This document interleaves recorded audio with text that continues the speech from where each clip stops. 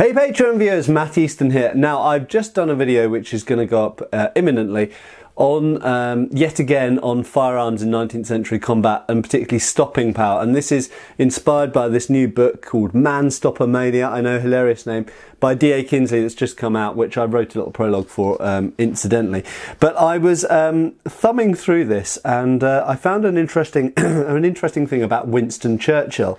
Now I'm fully aware that some people idolise Winston Churchill and some people hate Winston Churchill. He's one of those characters that I have mixed views on the man, but nevertheless he did write some interesting things about combat and about his life. There's an interesting account here where it talks about the comparison between the Mauser, the broom-handle Mauser pistol that came in 1898, the 1898 broom-handle Mauser, and the what was normal in the British Army at that time was the .455 caliber Webley revolver.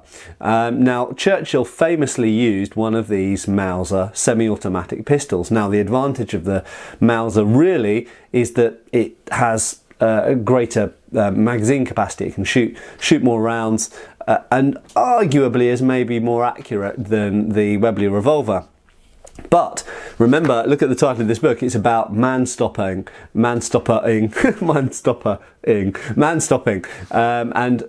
the 19th century, late 19th century and early 20th century, man-stopping power, so stopping power, was really something that the British Army, and as we know, of course, the American Army after the Philippines, were particularly interested in. And the reason was there was a lot of colonial conflict going on, and they found that against colonial opponents, often a bullet that might stop a European didn't necessarily stop a fanatical, charging, more determined attacker in other parts of the world. Now, why would this be the case? I think it shows that psychology and upbringing plays a large part on the effect that weapons have on the person who's wounded.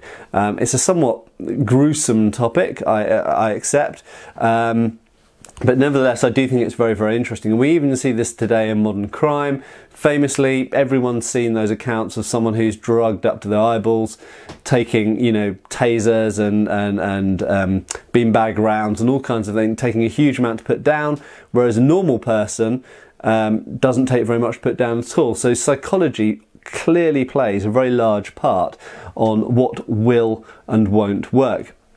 So, so the book goes, it explains quite correctly, near the end of the 19th century, the Mauser .30 caliber, I think it was 9mm actually, but that's about .30 caliber semi-automatic pistol began to vie in popularity with the .455 caliber Webley.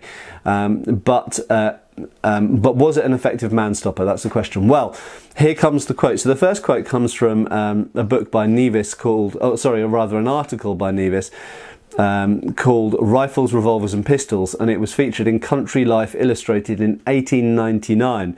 And it mentions an incident at during the Battle of Omdurman, and describes later Sir Winston Churchill. So it describes Winston Churchill when he was a lieutenant, a relatively young officer with the 21st Lancers at the time.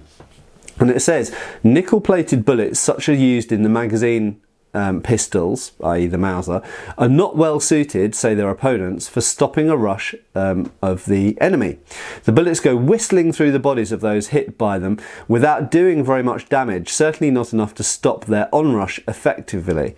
At Omdurman, for instance, one officer of the Lancers, in brackets Lieutenant Thomas Connolly is said to have dropped 3 dervishes dead with 3 discharges of his Webley revolver. Very effective. While his companion, in brackets Lieutenant Winston Churchill, who was armed with a Mauser pistol, I believe we know it's Winston Churchill because he was the only one who was armed with a Mauser pistol, famously so, fired 10 shots into as many dervishes, but did not succeed in dropping or even stopping a single one of them. Now, whether that's absolutely true or not, I don't know. It's certainly true that Churchill was using a Mauser 1898 pistol. Pretty much everyone else he was with was using a revolver, Webley revolver for the most part, could have been other makes in some cases. And that is an interesting observation.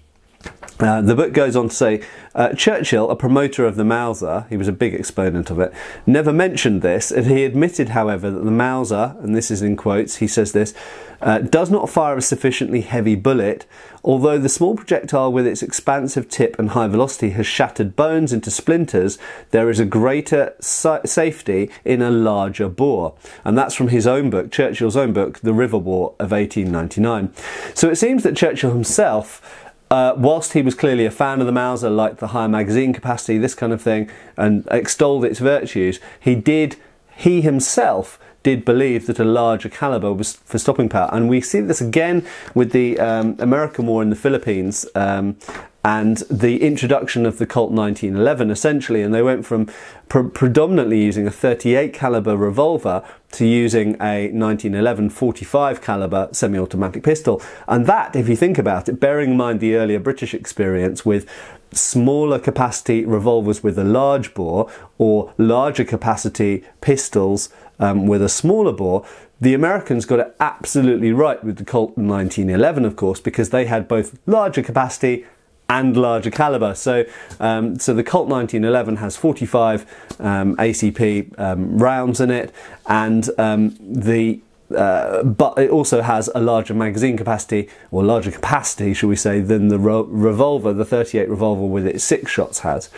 So there we go. An interesting topic. I understand not everyone watching my channel is interested in firearms, but we have to remember, certainly in this period, if you're looking at sabres, even if you're looking back at 17th and 18th century sources, firearms are an inherent part of the context which bayonets and swords and lances and these other, other weapons, dirks, cutlasses, they fit into that. And you have to really look at both to understand how those fit in with each other. Anyway, I hope that's been interesting, and I do recommend that book, and see you for the next video. Cheers, folks.